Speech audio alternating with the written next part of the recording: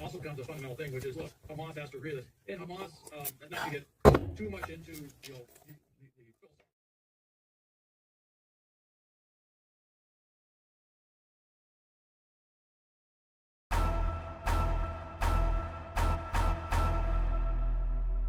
Cowboy Nation, our team has been hit pretty hard with injuries this year, and another injury report on our guy Demarion Overshown. So Demarion tore the ACL and the MCL and also the PCL in his right knee on Monday night against the Cincinnati Bengals, which a game we should have won. So this week he's supposed to be undergoing surgery, and his 2024 season is officially over, and his 2025 season is officially in jeopardy because of the knee. The knee has 4 ligaments and 3 of them are torn. So we just don't know the extent of the tears to those ligaments in his knee. So we'll just have to sit back and see and hope for the best and pray for a speedy recovery for our guy Demarion Overshown. The guy is a beast as a linebacker, so we most definitely need him, and hopefully he'll have a speedy recovery after he undergoes surgery. But as far as 2024, his season is over with, and as far as I'm concerned, the Dallas Cowboys season is over with to a certain extent. I understand people are still playing for contracts and things of that nature, so you will see the Cowboys still giving their all, which I do recommend that they do. Like I said, in order for the Cowboys to get to the playoffs now, at least 4 teams got to fall off the face of the earth, and then we got to win our next 4 games as well. So it's less than a 1% chance if you just want to do the mathematics. Less than a 1% chance for us making the playoffs. Now, anything is possible, but as of now, I'm just going to go ahead and say that the season is over. Number 1, we're not making the playoffs. Number 2, we are not making the playoffs. So it's a very, very slim chance. Not even a 1% chance at this point. But I do got some breaking news. I got something. Well, I'm gonna go on and hit my button and let y'all hear this breaking news alert.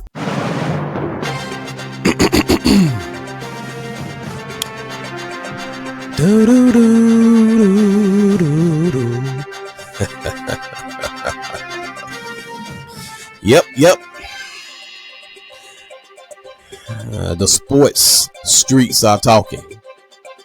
The sports streets are talking. So I got some news for you guys. So breaking news is simply that Stephen Jones is saying we shall see in 2025 pretty much the same thing we seen this season in 2024 from the Dallas Cowboys as relates to the front office. And most likely they're going to keep Mike McCarthy. They're going to keep him. I mean, Dallas loves familiarity. They love to lean on the known versus the unknown. So they love people that they have already built a relationship with. So they're probably going to keep Mike McCarthy. And I already knew what I'm about to tell you guys. I already knew this, and some of you guys probably already knew it as well, that they're going to have to go ahead and pay Micah Parsons the big boy money that he desires. So he will be the highest paid defender in NFL history in 2025. So that's a lot of money that they're going to give him, and he does deserve it. He is a generation of talent. But if you let them tell it, they're not going to do anything in free agency. You already know what they're going to do. I'm going to go ahead and hit this button for you and let you hear it. That's what they're going to do. They're going to lean on the draft. You might as well tell your neighbor. They're going to lean on the NFL draft like they always do. They're going to go to the discount store after the draft is over with and find some discount players. No disrespect to anybody that plays in football in the National Football League or in any other league. No disrespect to you guys. It's just that that's just how the Dallas Cowboys front office do things, ladies and gentlemen. They lean heavily on the draft. They do nothing in free agency.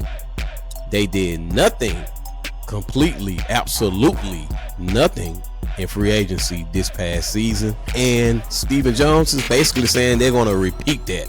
We're not going to do nothing in free agency again in 2025 during the offseason. We're going to sit on our hands. We're going to sit on Will McClay hands as well. They're going to tie his hands up as well and sit on his hands and do pretty much nothing. And if you guys can remember this past offseason in free agency, the only thing we did was bring Ezekiel Elliott back, which really hasn't amounted up to a lot. I do like his blocking though, doing pass plays. He blocks very well. Outside of that, haven't seen much from Ezekiel Elliott. And then they re-signed their long snapper. They re-signed another special teams guy, C.J. Goodwin. And if I'm not mistaken, they re-signed Jordan Lewis. And then they brought in Eric Kendricks. They brought in the linebacker, veteran linebacker, Eric Kendricks. And that's all they did in free agency, and they leaned on the draft. And ladies and gentlemen, that's why this season was not as successful as it could have been. They let too many players go. And this is what you get, the bare minimum. And then you bring in people, put them on a practice squad.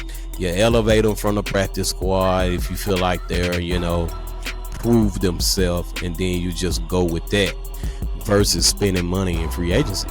And that's what Dallas do. They find bargain deals and bring guys in. And not to say they're not talented, but come on, let's be realistic. Dallas is just looking for a discount. They don't want to spend any money, and they have money. They can manipulate the salary cap, and then they really don't even pay their coaches top dollars. We actually pay less than any other team in the National Football League.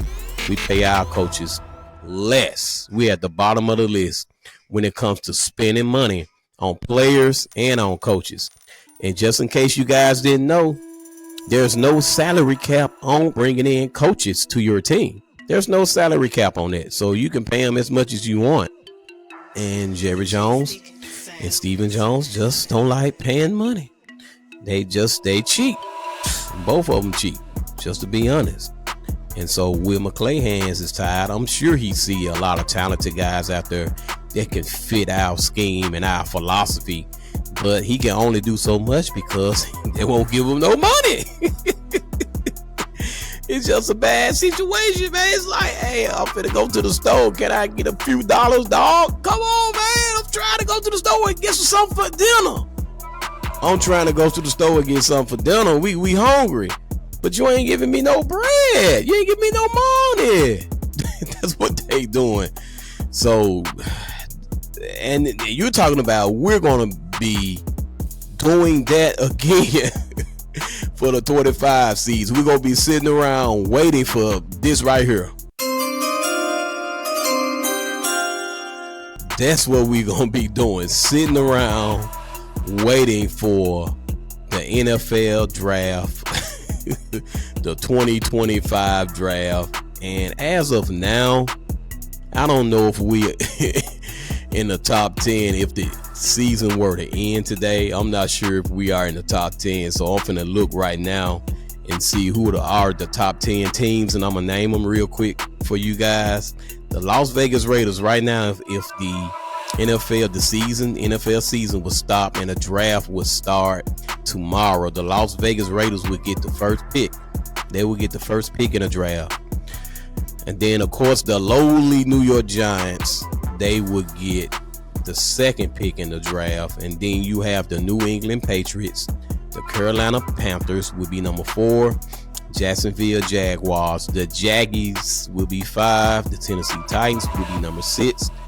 The New York Jets, Jets, Jets will be number 7. And I'm highly disappointed in the Jets. They just can't materialize a win if they life depended on it. And then you got the Cleveland Browns, who surprisingly look good, even though they only won 3 games. They're in a very, very competitive division. That would be number 8. And then the Chicago Bears, who really in a tough division, would be number 9. The New Orleans Saints is number 10. So there go your top 10 picks for the NFL draft for the 2025 season. Your top 10. And then we got Cincinnati at number 8. And whoa, won't you look and see who's at number 12? The Dallas Cowboys. So we're not even in the top 10. 12 is pretty close to the top 10. But ladies and gentlemen, that's all you banking on right now. That's all you looking forward to. It's the draft. You don't want to spend any money. You just going to hope and pray and wish and cross your fingers and think you're going to luck up on something in the draft that you can plug and play right now. Every player in the draft is not a guaranteed plug and play. I don't care if you get them out the first round. I don't care how good they were in college. Can they make that transition from college to the pros? That's the question. That's the money question. That's the $1 million question. Can that player make that transition from college to the pros? And that's not 100% guaranteed. And Dallas know that. They just cheap. The front office is cheap, ladies and gentlemen. Let's just be honest and realistic about it. They are cheap. They're going to scrape the bottom of the barrel. They're going to get somebody you ain't never heard of and bring him in and see what he can do. If he can't do nothing right off the bat, they're going to put him on the practice squad. And then if he do good, they'll elevate him for the practice squad. You know, the same old stuff. After the draft, like I said, they going to look for folk. See who we can bring in for a cup of coffee. See what he can do. X, Y, and Z, blah, blah, blah, blah, etc. and etc. And they're going to just hope and wish that they draft picks materialize into something. Because most of the times, them guys are not plug and play. Then they're going to look to the guys that are what they call undrafted free agents. They're going to look at that. They're going to look at other guys from other football leagues. They're going to do everything. They're going to scrape the bottom of the barrel. I'm trying to tell you what I know. I ain't telling you what I heard. I'm telling you what I know. They scrape the bottom of the barrel, and it's no disrespect to none of those guys. But somebody said you get what you pay for. And it's true. You get what you pay for, dog. If you paying pennies, you're going to get penny type results. That's just how it goes in this industry, in this business. That's how it goes. So Cowboy Nation, I know you already upset because we're going to miss the playoffs. Like I told you, I'm going to put an accent on my voice for you today. I told you we're not going to make it. Rule number 1, we won't be in the playoffs. Rule number 2, we're not making the playoffs. We're not. I mean, hey, we can keep hope alive like Jesse Jones said. Keep hope alive. But, man, it's going to take everybody to fall off the face of the earth for us to make the playoffs. So, this is what, Dallas do. I'm going to hit my button again for you just in case some of y'all just clicking on it. Here we go. Woo! That's what they lean on. The NFL draft, baby. Not on free agency, on the draft. And so, I hate to tell you guys, 2025, according to Stephen Jones, is going to be very similar to 2024. And you see how upset you are right now? You see how discombobulated you may be? How baffled you may be? How much pain you experiencing right now? Well, you might as well get used to it. It's in the near future in 2025, unfortunately, for us, Cowboy Nation. I'm laughing, but it ain't funny. It's sad to be honest. Because they got money, they can manipulate the salary cap. They can restructure some contracts. They can cut a few people here and there. They can cut some fat off. You know what I'm saying? They can make a trade. They can work through free agency. They don't want to. They just don't want to. They don't. All right, Cowboy Nation, let me look at one more thing before I get off here. I'm going to show you one more thing. I hope y'all like my accent. All right, so here is the NFC teams, okay? NFC East. You see the Philadelphia Eagles is at the top of the division. All right, they're 11-2. The Washington Commanders. I can't believe the Washington Commanders are a competent team, but they are. They're 8-5, and our record is reversed from their record. We are 5-8 as of now. We should be 6-7. We would have been in a better position if we were 6-7. So look at the Eagles' winning percentage, 84%. 84%. That's what I think that is the PCT. I'm sure that stands for percentage here. Let's see.